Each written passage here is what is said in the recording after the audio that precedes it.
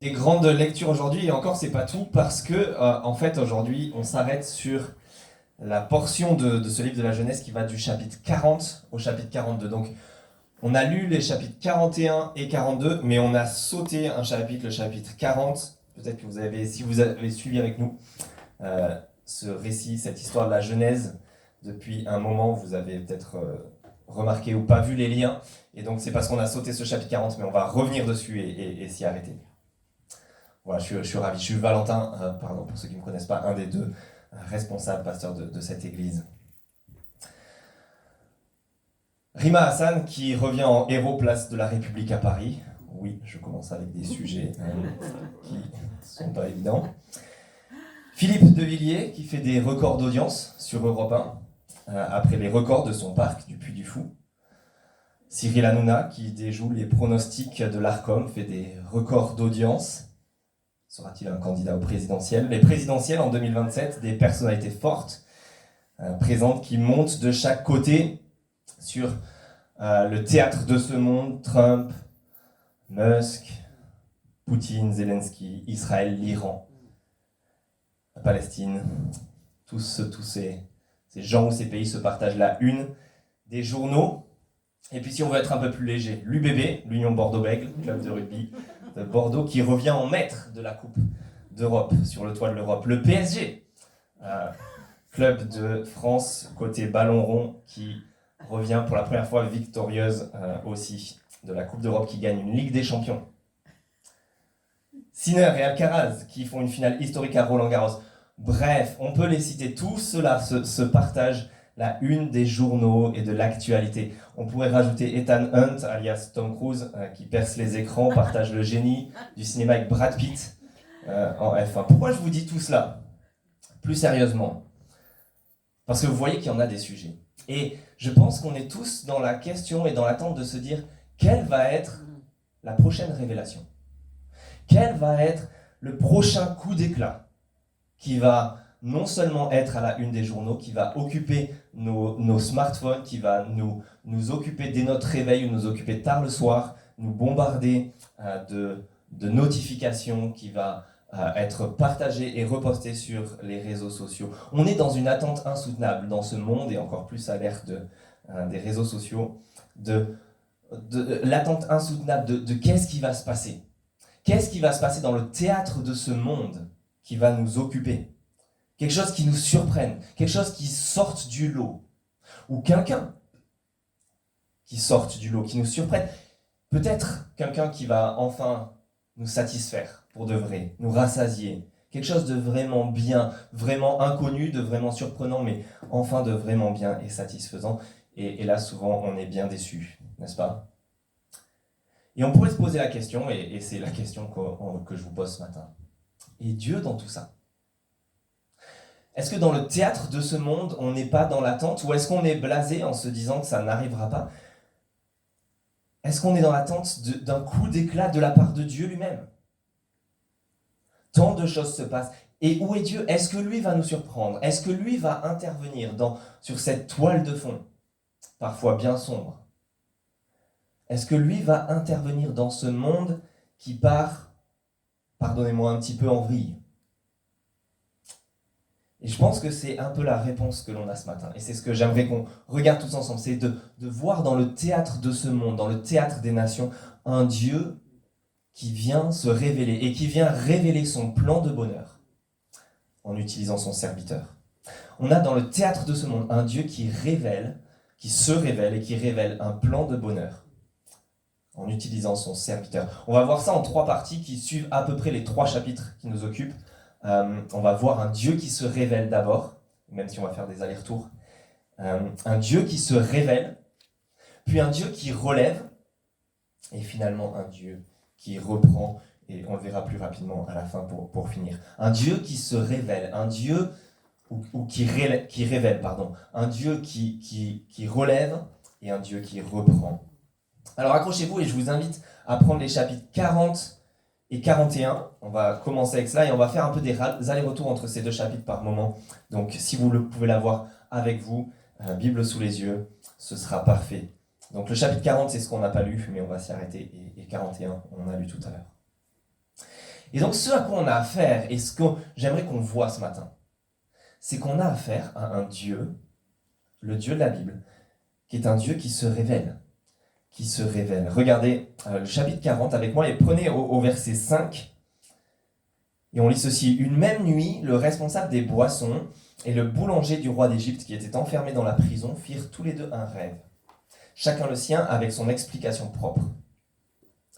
Joseph vint le matin vers eux et vit qu'ils étaient tristes. Alors il demanda aux officiers du Pharaon qui étaient avec lui dans la prison de son maître, « Pourquoi avez-vous mauvaise mine aujourd'hui ?»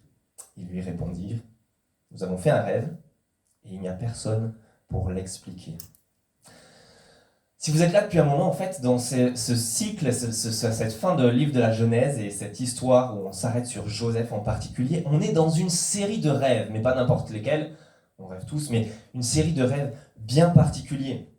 On commençait au chapitre 37, je ne le reprenez pas, mais chapitre 37 avec verset 5, on lisait « Joseph fit un rêve et il le raconte à ses frères ». Verset 9 du chapitre 37, Joseph fit encore un autre rêve et il le raconta à ses frères, à tel point que ses frères se moquent de lui et l'appellent surtout le rêveur par la suite. Bien sûr, on est sur des rêves un peu spéciaux, c'est pas n'importe quel rêve, on est sur des rêves bien particuliers.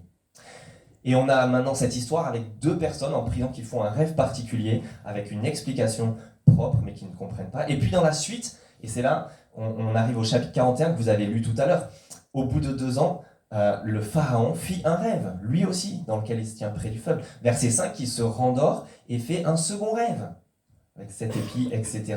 Verset 8 du chapitre 41, on lit « Le matin, le Pharaon eut l'esprit troublé, et il fit appeler tous les magiciens et tous les sages de l'Égypte. Il leur raconta ses rêves, mais personne ne put les lui expliquer. » Vous avez vu, on est dans une série de rêves prémonitoires, en fait de rêves qui ont un rôle de révélation pour ces gens.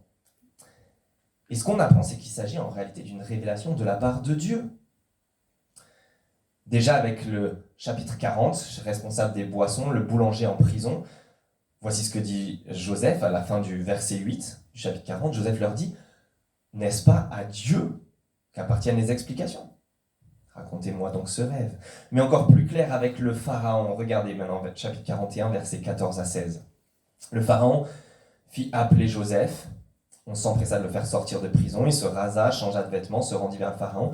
Pharaon dit à Joseph, « J'ai fait un rêve, personne ne peut l'expliquer, et j'ai appris à ton sujet que tu peux expliquer un rêve après l'avoir entendu. » Joseph répondit au Pharaon, « Ce n'est pas moi.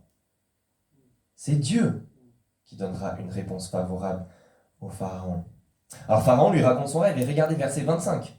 Joseph dit au Pharaon, ce qu'a révélé le Pharaon correspond à un seul événement. Dieu a révélé au Pharaon ce qu'il va faire. Verset 28, c'est comme je viens de le dire au Pharaon, Dieu montre au Pharaon ce qu'il va faire. Verset 32, pardon, si le Pharaon a vu le rêve se répéter, c'est que la décision est ferme de la part de Dieu et qu'il la mettra rapidement en œuvre.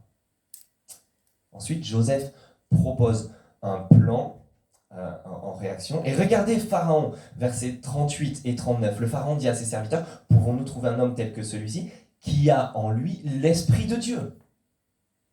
Et le Pharaon dit à Joseph, « Puisque Dieu t'a fait connaître tout cela, il n'y a personne qui soit aussi intelligent et sage que toi. » Dieu est un Dieu clairement qui est en train de se révéler aux nations qui ne le connaissent pas. Et il le fait via Joseph. En fait, il se sert de Joseph pour se révéler. Dieu est un Dieu. Et on arrive à la fin de ce premier livre de la Bible, et on apprend que Dieu est un Dieu qui se révèle dans le théâtre de ce monde, qui se révèle à ces nations qui ne le connaissent pas. En fait, depuis le début de la Genèse, ce qu'on est en train d'observer, c'est que Dieu est un Dieu qui parle.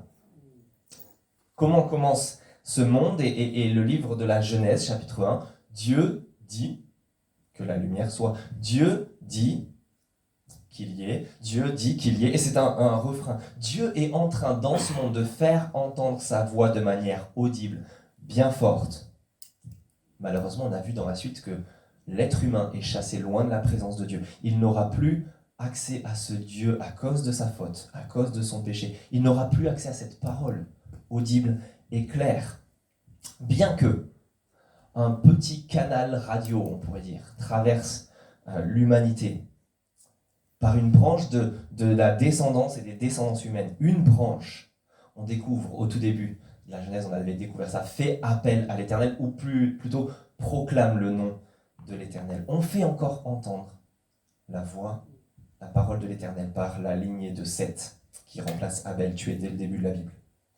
Mais on avait vu dans ce livre de la Genèse qu'on arrive à une humanité tout entière, ensemble, au chapitre 11, qui s'unit, qui est ensemble unie dans la construction d'une tour de Babel et qui en fait est en train d'élever une tour contre Dieu. C'est une humanité qui est autonome, unie tous ensemble pour monter jusqu'au ciel et remplacer Dieu.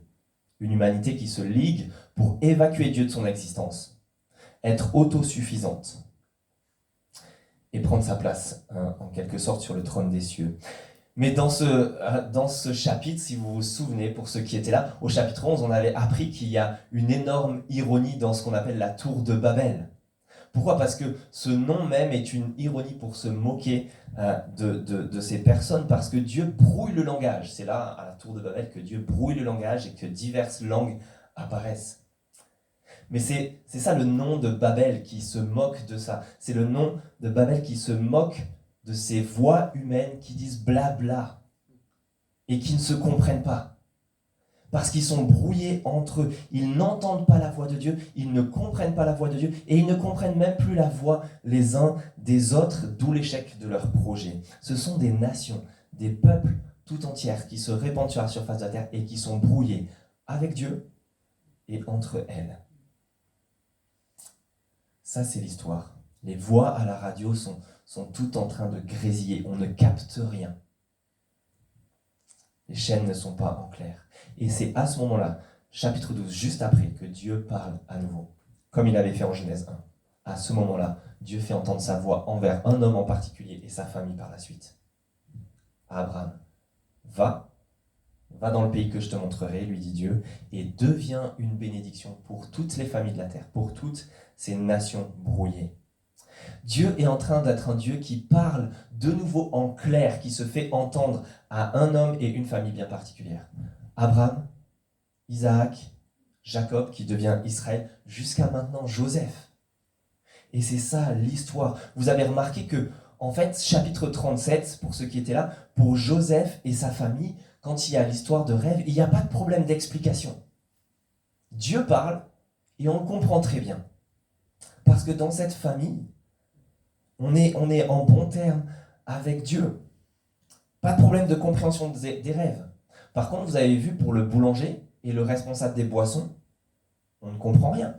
Pour même le pharaon, roi d'Égypte, qui s'autoproclamait et était considéré par toute l'Égypte comme un dieu, littéralement, on ne comprend rien. Et même l'armée des magiciens et tout l'occultisme ne servira à rien pour comprendre. Les nations sont brouillées avec Dieu, elles n'entendent pas sa voix, elles ne le comprennent pas. Mais Joseph et sa famille, oui. Ils sont où il est, ce Joseph, le décodeur. Il est en quelque sorte l'antenne dans ce monde qui permet d'entendre la voix de Dieu. Et là, voilà déjà la bénédiction. Voilà la bénédiction que Dieu avait donnée à Abraham et sa famille. Un Dieu qui s'adresse à un monde qui est loin de lui, qui ne l'entend plus, qui s'en moque même de lui, qui ne veut plus l'entendre, qui l'a remplacé, qui se croit autosuffisant. Dieu fait quand même entendre sa voix. Et il l'a fait entendre en utilisant son peuple. Ça, c'est la première chose qu'on apprend. Jusqu'à d'ailleurs un moment, si on continue, si vous lisez la suite des pages de la Bible et que vous tournez, où on entend ceci. Dans l'évangile rapporté par Jean, au commencement, la parole existait déjà. La parole était avec Dieu et la parole était Dieu. Et la parole s'est faite homme. Elle a habité parmi nous, pleine de grâce et de vérité, et nous avons contemplé sa gloire. Une gloire comme celle du Fils unique venu du Père. Personne n'a jamais vu Dieu, mais Dieu le Fils unique, dans l'intimité du Père, est celui qui l'a fait connaître. Dieu qui, au bout d'un moment, vient même se faire connaître et se faire entendre de manière audible, se faire voir de manière visuelle, en chair et en os, dans la personne de Jésus-Christ. Il s'est fait entendre de la manière la plus audible qui soit, et s'est fait connaître de la manière la plus réelle qui soit. Et vous dites, mais oui, mais ce Jésus, on l'a plus. Jusqu'au moment où il retourne au ciel et il ne nous laisse pas sans entendre sa voix. Vous lisez encore et tournez les pages de sa Bible, et on apprend au moment de la Pentecôte, fête qu'on a célébrée le week-end dernier, où vous lisez en Acte 2, versets 1 et 2, en Acte 2, quand Jésus retourne au ciel, là, le jour de la Pentecôte arrive, tous les disciples sont ensemble au même endroit, et il y a un bruit qui vient du ciel comme un vent violent. Et tous sont remplis du Saint-Esprit. Et écoutez bien, ils se mirent à parler en d'autres langues, comme l'Esprit leur donnait de s'exprimer. Et tous ceux qui sont là et assistent à ce spectacle se disent, nous tous, nous les entendons parler dans notre langue maternelle des merveilles de Dieu, dans toutes les langues différentes. On a un anti-Babel en quelque sorte qui se passe. Et Pierre à ce moment-là se lève et explique cela à tout le monde en disant, maintenant se réalise ce qu'a dit le prophète Joël. Dans les derniers jours, dit Dieu, je déverserai mon esprit sur tout être humain. Vos fils, vos filles prophétiseront, vos jeunes gens auront des visions et vos vieillards des rêves. Oui, sur mes servantes et mes serviteurs, durant ces jours-là, je déverserai de mon esprit. Vous voyez un peu comment Dieu est un Dieu qui, du début de la Bible dans toute la suite, est en train de s'adresser à un monde, dans le théâtre de ce monde. Il fait entendre sa voix et il le fait à des nations qui sont éloignées, loin de lui. Et il utilise son peuple pour cela, en leur donnant son esprit, l'esprit de son Fils Jésus-Christ. La parole faite chair. Alors, est-ce qu'on est dans une autre situation dans le théâtre de notre monde aujourd'hui ? Charles Taylor est quelqu'un qui a écrit sur ce qu'il appelle dans ses livres le désenchantement du monde. Il dit qu'on est dans une ère post-chrétienne, dans une société post-moderne qui a évacué Dieu et qui a évacué toute question de transcendance. Voilà pourquoi il dit qu'on est dans un monde désenchanté. Il n'y a que le matérialisme et il n'y a plus aucune transcendance. En quelque sorte, notre humanité, notre société a reconstruit elle aussi Babel.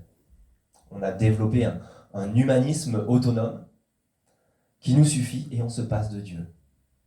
Et on est brouillé. Brouillé avec lui, on n'entend plus sa voix et on est même brouillé entre nous. Une polarisation de la parole publique, de la parole populaire, de la parole politique, de la parole religieuse, idéologique. Ce monde parle, mais personne ne se comprend. Et encore moins Dieu. Et pourtant, ce Dieu, et c'est la bonne nouvelle de ce matin, ce Dieu est le Dieu qui fait entendre sa voix et se révèle dans ce monde. Ceux qui sont de cette église, vous avez peut-être en tête les baptêmes qu'on a vécus il y a quelque temps, avec Angèle baptisée dans cette église, qui a découvert ce Dieu et qui a entendu sa voix grâce à un membre de son peuple, Baptiste, qu'elle a rencontré. Puis en lisant les pages de la Bible, elle a découvert Jésus et a entendu un Dieu qui se révélait à elle, jusqu'à même avoir un rêve révélateur de la part de Dieu, avec une cape où elle courait, etc. Je n'invente rien et vous pouvez réentendre son témoignage si vous voulez le réentendre.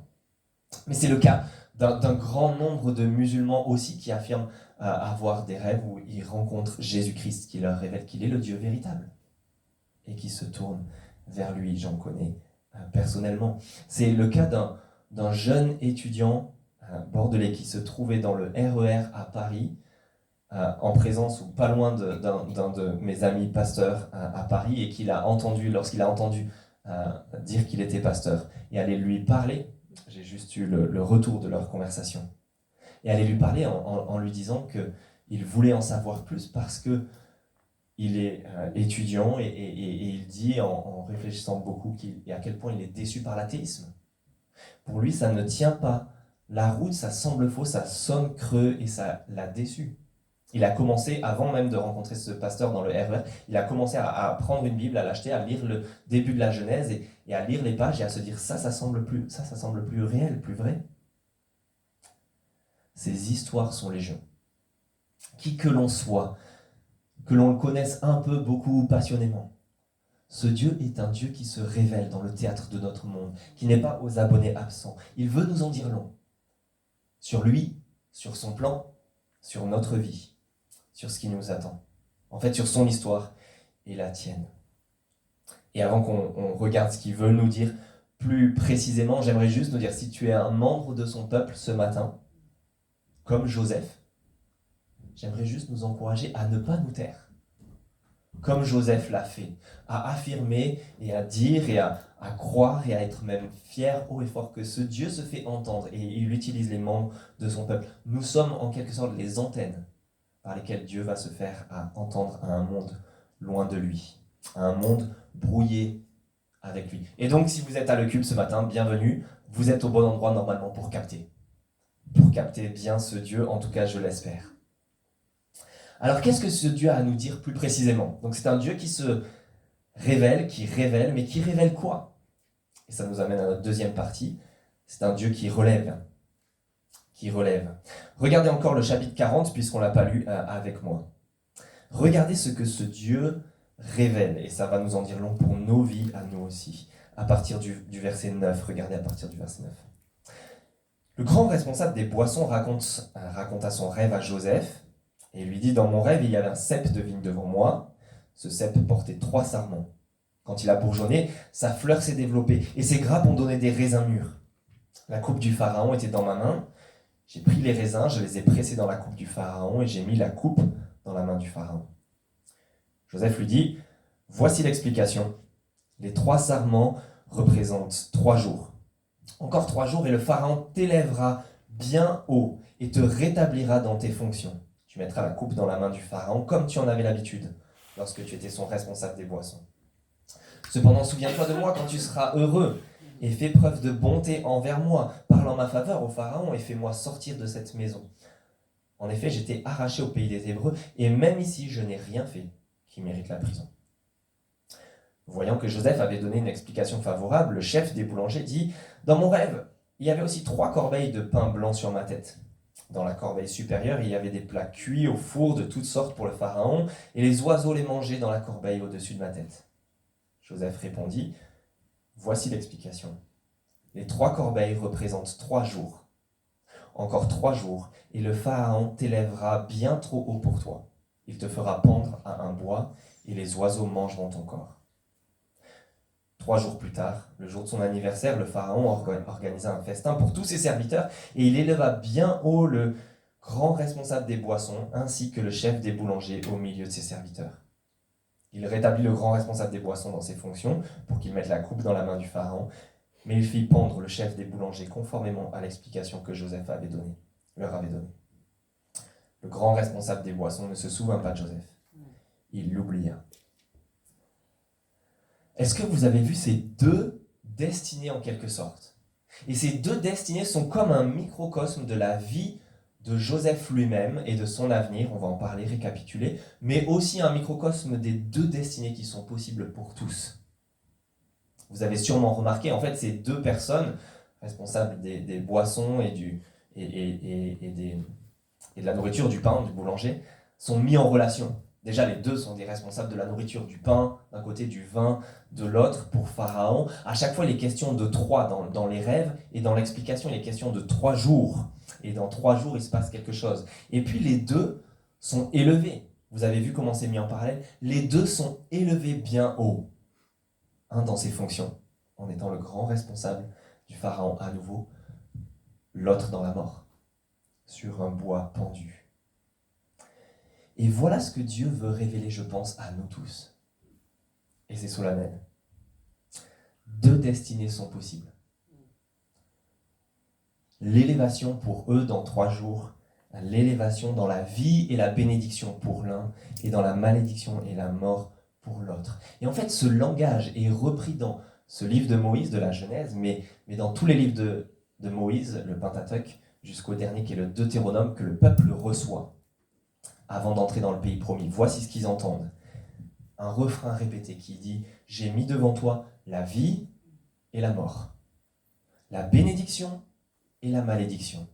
Choisis la vie. » Parce qu'en fait, il s'agit d'une reprise du tout début de la Genèse. En Genèse 2, quand le début de l'histoire de l'humanité, quand Dieu a placé cette humanité dans un jardin, Dieu a mis l'arbre de la vie au milieu du jardin avec toute la bénédiction, tous les arbres du jardin dont il faut manger et profiter, qui sont bons et qui sont bénis. Et l'arbre de la connaissance du bien et du mal, qui représente l'autonomie, le choix du bien et du mal pour eux-mêmes sans Dieu, et que si l'humanité prend, il meurt. Un arbre maudit. La vie et la bénédiction en abondance d'un côté, la mort et la malédiction de l'autre. Vous avez vu? C'est la même histoire à chaque fois. Sauf que dans le cas de Genèse 2 et dans le cas du Deutéronome que le peuple reçoit, on obtient comment la vie et la bénédiction dans ces deux destinées possibles, mais par le respect des commandements. Par le respect du commandement de Dieu de profiter de toute la vie et l'abondance qu'il y a dans le jardin, mais de ne pas prendre juste l'arbre de la connaissance du bien et du mal, d'un côté. Et pour le peuple, on obtient la vie et la bénédiction en suivant la loi du Deutéronome, de l'Exode que Dieu a révélé à son peuple. On obtient la vie en obéissant aux commandements à chaque fois. Or là, dans notre cas, chapitre 40, je ne sais pas si vous avez vu, c'est inédite. Parce que ce n'est pas le cas. On a deux personnes qui ont deux destinées radicalement opposées, ok, mais pourtant leurs deux actions ne sont pas radicalement opposées. Et on nous signifie bien ça. Prenez les premiers versets du chapitre 40. Après cela, le responsable des boissons et le boulanger du roi d'Égypte commirent une faute envers leur seigneur, le roi d'Égypte. Les deux sont pécheurs, les deux sont coupables, et les deux commettent des fautes, et c'est suffisamment grave, il faudrait s'imaginer qu'on n'est pas dans des personnes qui ont peu d'importance. Ils sont les responsables de toute la nourriture du pharaon, mais donc de toute l'Égypte, la nourriture et les boissons. Autrement dit, il y a un risque de vie et de mort pour le pharaon, et peut-être même pour l'Égypte. Donc ils ont commis une faute, on ne sait pas quoi, mais on sait que c'est suffisamment important. Ils sont coupables, et se retrouvent les deux mis en prison, mais pourtant l'un des deux est gracié. Et c'est ça qui est choquant dans les deux destinées possibles, parce que la désobéissance, comme dans la loi de Dieu, conduit à la mort et conduit à la punition. Le fait que l'un soit libéré, soit rétabli dans ses fonctions, soit gracié, ça c'est choquant. Les deux méritent la mort, la prison et la mort. Et c'est là que ça récapitule la vie de Joseph aussi. Parce que Joseph, je pense, tout en révélant la signification à ces deux personnes à qui Dieu se révèle, il est en train de se rendre compte que Dieu est en train de lui parler à lui aussi. C'est plus évident quand il y a un lien qui est fait exprès entre ces deux personnes et Joseph. En fait, plus d'un lien. Reprenez encore le début de ce chapitre 40.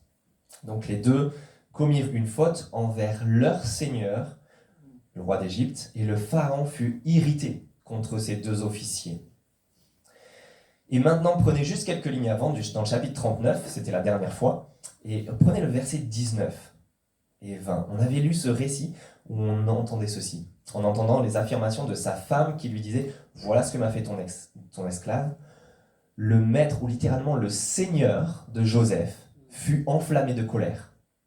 Il s'empara de Joseph et le mit en prison, à l'endroit où les prisonniers du roi étaient enfermés, prisonniers du pharaon. Vous voyez, ces deux hommes, tout comme Joseph, connaissent la colère de leur seigneur, leur maître. Sauf que pour Joseph, nous qui avons lu, on sait que c'est totalement injuste. La femme du seigneur, du maître en question, elle était infidèle, voulait coucher avec Joseph. Lui était obéissant, a été pleinement fidèle, et c'est pour ça qu'il s'est fait tromper et mettre en prison. Lui est non coupable, lui est innocent, et lui va en prison comme eux. Si quelqu'un devait être libéré et gracié de cette prison par le pharaon, ce serait Joseph, encore plus que le responsable des boissons. C'est pour ça qu'il lui dit à la fin, vous avez lu ça, chapitre 40, verset 14-15, « Souviens-toi de moi, parlant ma faveur au pharaon, j'étais arraché du pays des Hébreux, et même ici, je n'ai rien fait qui mérite la prison. » Malheureusement, cet homme l'oublie, ne se souvient pas de lui. Pour la deuxième fois, comme avec ses frères mauvais, ce qu'on avait vu avant, avec Judas en particulier et ses frères mauvais, Joseph est l'innocent, celui qui est obéissant, qui est fidèle, et il connaît pourtant la malédiction et la mort que mériteraient les autres, que doivent connaître des coupables. Et d'autres connaissent la bénédiction et la vie qui devraient normalement lui être réservées, être gracié de cette prison. Ce Joseph est, je pense, dans la Bible, le premier portrait d'un serviteur souffrant de l'Éternel. Il est le serviteur de Dieu, de l'Éternel, qui est en train de souffrir injustement, qui est présenté comme innocent, et pourtant compté avec les coupables, parmi eux, et même en quelque sorte à leur place, qui eux pourtant parfois sont justifiés, se retrouvent innocentés et graciés. Mais pourtant, il est aussi relevé de la mort pour donner en quelque sorte la vie à des coupables. Parce que l'histoire ne s'arrête pas là. Après la mort et la malédiction en quelque sorte de Joseph dans sa prison, il va connaître sa propre élévation. Il va être relevé lui-même de cette mort, de cette prison, et il va même prendre la place du chef des boulangers qui vient d'être pendu. Vous avez vu, après l'exposition du plan de Joseph dans le chapitre 41 au Pharaon, voici ce que Pharaon dit. Et ces paroles plaisent à Pharaon et tout son peuple. Et il l'élève en tant que roi. Le trône seul m'élèvera au-dessus de toi, entre les versets 37 à 43. Il lui donne le commandement de toute l'Égypte, lui met l'anneau à son doigt, lui met des habits et fait crier à tout le monde à genoux devant lui. On se prosterne devant lui. Il est le commandant de toute l'Égypte. En quelque sorte, Joseph est élevé quasiment au rang de roi, avec Pharaon. Ce changement radical dans sa vie, dans sa destinée, est illustré par les noms de ses enfants. Vous avez ça au verset 50-52. Il a 2 fils. L'un, il l'appelle Manassé, parce que Dieu m'a fait oublier toutes mes peines et toute ma famille.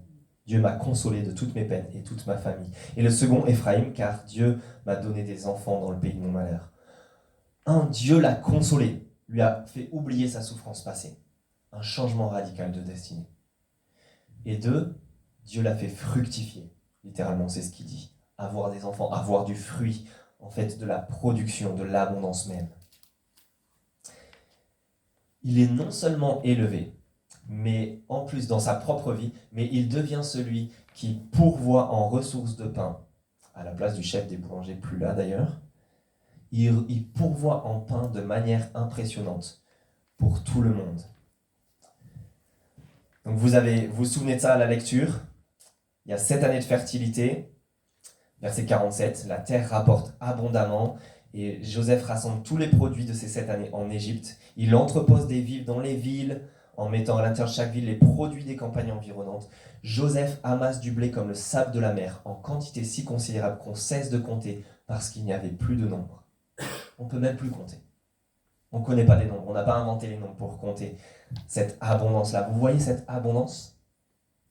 Et verset 53, les 7 années d'abondance passent et les 7 années de famine arrivent. La famine règne dans tout le pays, mais dans toute l'Égypte, il y avait du pain.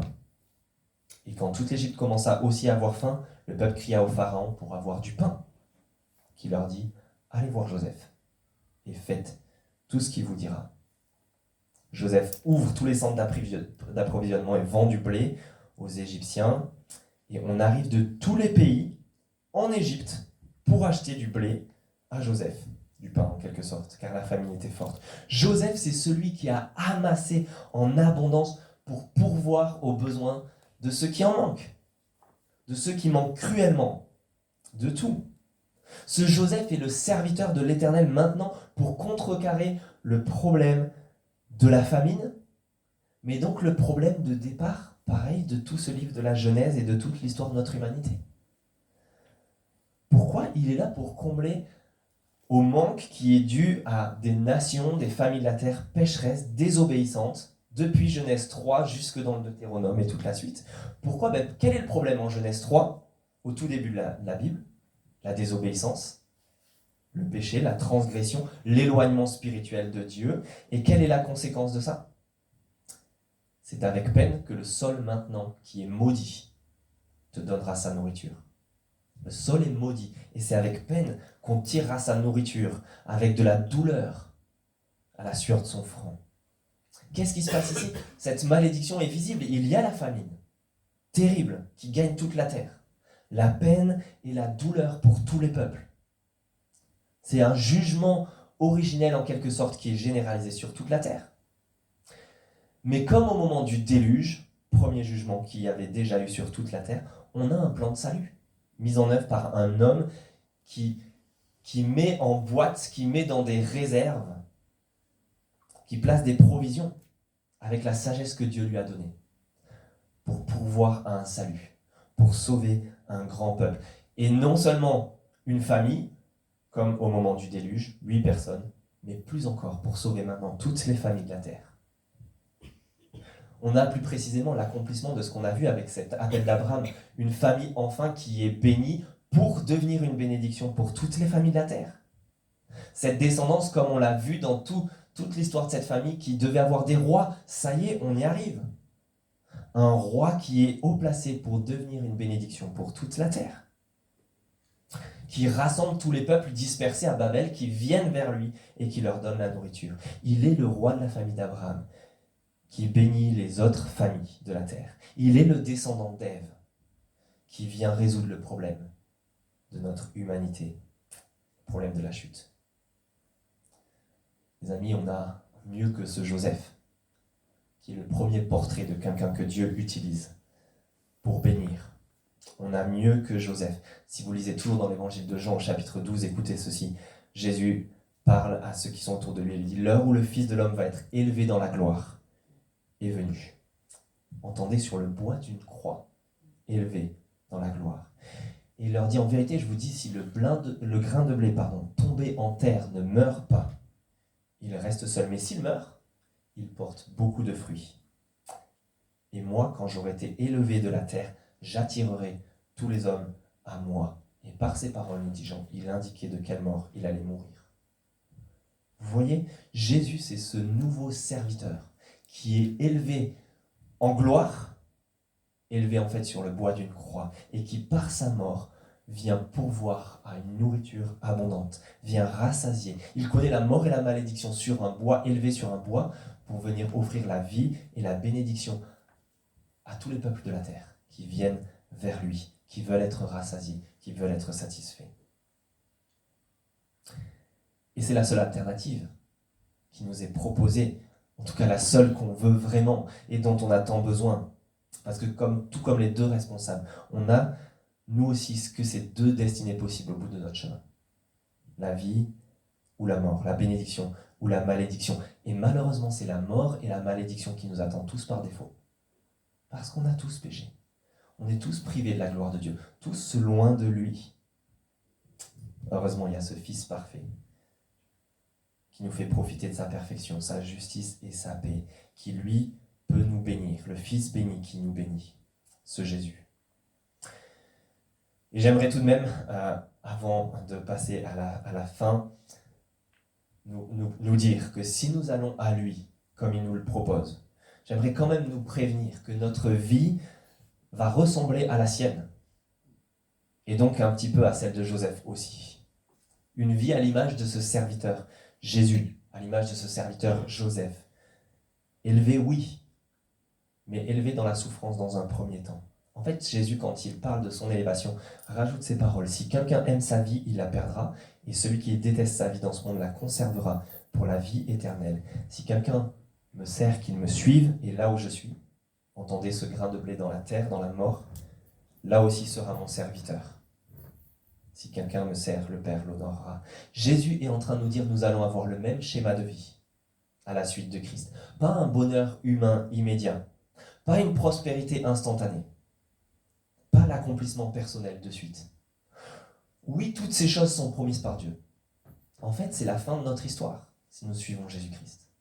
C'est ce qu'il nous promet au bout du chemin, la bénédiction et la vie, mais qui passera comme lui et comme Joseph par des vies de serviteurs et de servantes, faits de renoncement, de sacrifice, parfois de souffrance injuste, dans des cas où on sera même innocent, parfois pour d'autres, mais pour remplir une vocation d'être une bénédiction pour d'autres qui ne connaissent pas Dieu, comme Joseph, comme Jésus. Alors j'aimerais nous inviter dans le cube à réfléchir, à être à notre tour ce troisième J, la lettre J. Joseph, Jésus et je. Il fallait trouver un J. Mais j'aimerais nous inviter à nous dire comment je peux remplir maintenant mon rôle de bénédiction pour d'autres qui m'entourent.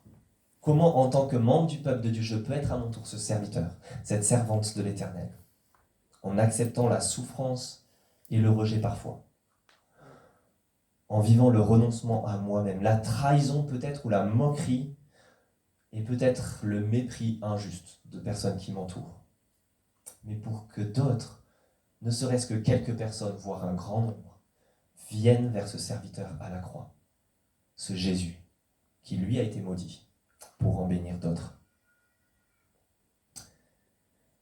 Et finalement, notre dernier chapitre nous apprend qu'il y a un Dieu qui reprend. Comment bénéficier de ce Dieu qui se révèle et surtout qui relève et peut nous faire connaître cette vie et cette bénédiction? Alors, on va surtout le voir la prochaine fois. Donc très vite, on va finir avec ça. Mais l'histoire du chapitre 42, c'est l'histoire des frères de Joseph qui viennent en Égypte trouver leur pain et leur descendance. On l'a lu, donc je ne vais pas forcément relire les passages. Qui, au passage d'ailleurs, accomplissent le rêve que Joseph avait fait au chapitre 37, de se prosterner devant lui et devant celui qui allait vendre du blé à toute la terre. Et plusieurs, quand ils regardent le chapitre 42, ils se disent que Joseph ici est peut-être quelqu'un qui se venge de ses frères qui lui ont fait tant de mal, ou qu'il a du mal à leur pardonner. Et je pense qu'il n'en est rien du tout, et d'autres aussi le pensent, rassurez-vous. En fait, regardez le chapitre 42, les versets 7 et 8. Joseph voit ses frères, il les reconnaît, se comporte en étranger vis-à-vis d'eux, il leur parle durement. Lui les reconnaît, mais eux ne le reconnaissent pas. Mais ce n'est pas que Joseph veut se venger ou a du mal à pardonner. En fait, l'auteur présente Joseph comme quelqu'un de vraiment intègre, et surtout, il le présente comme quelqu'un qui sait qu'il a un rôle vis-à-vis de ses frères. Regardez le verset 9. Joseph se souvint des rêves qu'il avait eus à leur sujet, et leur dit alors, quoi il leur dit? Joseph a compris que Dieu l'a placé dans un rôle qu'il a à jouer vis-à-vis de ses frères. Et c'est ce qu'il leur expliquera d'ailleurs par 2 fois d'ici la fin de l'histoire, chapitre 50 et un peu précédemment. Il est un peu leur gardien, leur berger, utilisé de la part de Dieu, comme il était au début de l'histoire en fait, leur berger quand ils étaient dans les champs. Mais donc la grande idée de ce chapitre est celle d'un test. Joseph est utilisé par Dieu pour les mettre à l'épreuve. Verset 15, voici ce qu'il leur dit. Voici comment votre sincérité sera vérifiée ou comment votre honnêteté sera mise à l'épreuve.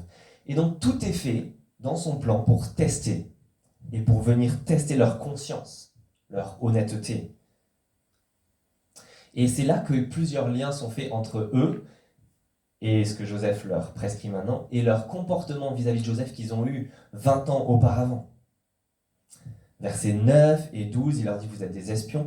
C'est pour examiner la nudité du pays, littéralement, qu'il leur dit que vous êtes venus. La nudité qui rappelle celle de Joseph qu'ils ont jeté nu dans une citerne en lui enlevant ses habits. Chapitre 39. Puis il les envoie en prison, comme lui-même y a été. Remarquez d'ailleurs 3 jours plus tard la sortie, comme dans notre histoire précédente. Puis comme eux, il change le plan. Il a un deuxième plan qui change et qui est un peu plus sympa, un peu plus gracieux. En fait, si vous relisez dans le plan, ils devaient tous rester en prison. Il y en a un seul qui devait aller chercher le plus jeune frère Benjamin. Mais finalement, un seul reste en prison. Et tous peuvent retourner avec de la nourriture en Canaan. C'est un peu plus gracieux, c'est un peu plus sympa. Comme eux, qui voulaient le tuer et finalement changent de plan et le vendent seulement en Égypte.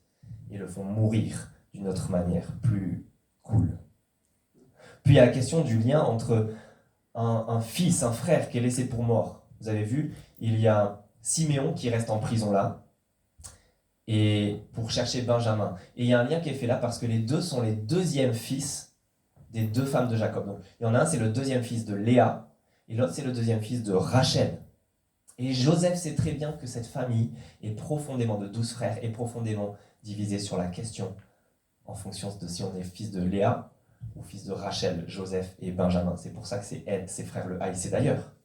Ils l'ont mis à mort, Joseph. Et donc il y a un lien qui est fait là. Et l'idée super intéressante de ce chapitre, c'est des liens avec le chapitre 22 de la Genèse qu'on avait déjà vu. Abraham, ce chapitre 22 de la Genèse, c'était Abraham qui est mis à l'épreuve, lui aussi, et qui est testé par Dieu dans son obéissance et sa confiance en mettant sur l'autel du sacrifice son fils unique et bien-aimé Isaac, qu'il aime tant. De la même manière, ici, la question se pose. Est-ce que Benjamin, le fils maintenant unique et bien-aimé, fils de Rachel, va être mis sur l'autel du sacrifice? Est-ce qu'on risquera sa vie, comme l'entend Jacob, de peur qu'il risque un accident mortel? En fait, il y a une histoire de remplaçant ici. Siméon est gardé à la place de Benjamin. Est-ce que Benjamin va être amené à la place de Siméon? Ruben, à la fin du chapitre, est prêt à sacrifier ses 2 fils pour remplacer Benjamin et Siméon s'il meurt. Et surtout, tous ces liens sont faits avec ce qu'ont fait subir les frères à Joseph. Ce fils, Joseph, ce frère qui a été sacrifié par ses frères, mais lui innocemment, pour rien, injustement. Et c'est pour ça que toute cette mise en scène en vient à toucher leur conscience. La mise à l'épreuve vient les faire se poser des questions sur des années auparavant. Regardez le verset 21 pour finir. Verset 21, ils se dirent alors l'un à l'autre: oui, nous avons été coupables envers notre frère. Nous avons bien vu sa détresse quand il nous demandait grâce et nous ne l'avons pas écouté. C'est pour cela que cette détresse nous frappe. Aujourd'hui, on dirait c'est le karma. Mais eux sont croyants. Ils disent c'est le jugement de Dieu. De manière un peu voilée. Cette détresse nous frappe parce que nous, on a manqué de grâce quand il était dans la détresse. C'est un peu comme, je ne sais pas si vous avez entendu l'interview de ce rabbin frappé sur la terrasse d'un café à Paris, qui était frappé avec une chaise. Et j'entendais dans son interview frappant. Très rapidement, il évoquait le fait que ça ne lui est jamais arrivé de se faire agresser physiquement, mais 2 fois, et ça c'était la 2e fois, dans les 15 derniers jours, je pense, ou 10 derniers jours. Et il disait directement, dans ma tradition, quand il nous arrive des choses comme cela, on se pose des questions. Et on se remet en question. Il s'est fait agresser totalement injustement par quelqu'un qui le haïssait juste parce qu'il était rabbin et c'était visible. Mais dans ma tradition, on se pose des questions. Manière à peine voilée de dire qui se remet en question devant Dieu. C'est un Dieu qui interpelle et qui utilise Joseph pour interpeller les frères. Parce qu'on a un Dieu qui se révèle, mais un Dieu qui nous reprend pour qu'on puisse trouver le pardon. Parce que ça fait parfois mal, mais c'est bon d'avoir notre conscience touchée. On est parfois dans une société où on ne veut jamais dire que c'est mal. On justifie tout, on trouve une excuse parce que tout ce qui va dans l'air du temps, on ne veut jamais voir que quelque chose est mauvais ou dire que c'est objectivement mal. Mais la vérité, c'est que c'est salutaire parfois de reconnaître ses fautes. Les avouer, les confesser même, les abandonner. Parce qu'il n'y a que ceux qui se savent malades qui peuvent être guéris. Il n'y a que ceux qui se savent et se reconnaissent pécheurs qui peuvent être pardonnés. Il n'y a que les pauvres spirituellement qui peuvent être comblés. Alors je vous invite à prier avec cette idée. Notre Dieu et notre Père, nous lisons dans le Nouveau Testament que celui qui n'a pas connu le péché, Jésus-Christ, tu l'as fait devenir péché pour nous, afin qu'en lui, nous devenions justice de Dieu. Parce que lui était pleinement juste. Notre Dieu, nous voulons te remercier pour ton Fils, Jésus-Christ, celui qui a été élevé dans la gloire, mais en étant élevé sur une croix, premièrement, en portant la malédiction et la mort pour nous. Celui qui nous attire et qui dit « Venez à moi, et je vous donnerai la vie et la vie en abondance. » Celui qui peut nous pardonner, qui peut nous combler, qui peut nous rassasier. Celui qui a donné et distribué du pain à des foules dans un désert qui avait terriblement faim aussi. Mais bien plus que cela, qui peut nous combler de la nourriture spirituelle qui nous manque tant et nous donner la vie et la bénédiction en abondance au bout du chemin. Notre Dieu, ce que nous voulons te demander, ce que te demandons pour nous tous dans cette salle, c'est qu'aucun de nous ne reste sur le mauvais chemin.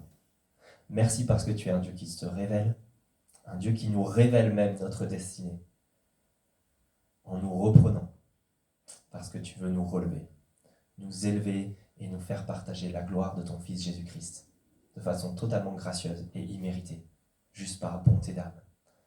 Notre Dieu, nous voulons le prendre de la part de Jésus-Christ, avouer nos fautes et recevoir de lui cette vie, en son nom. Amen.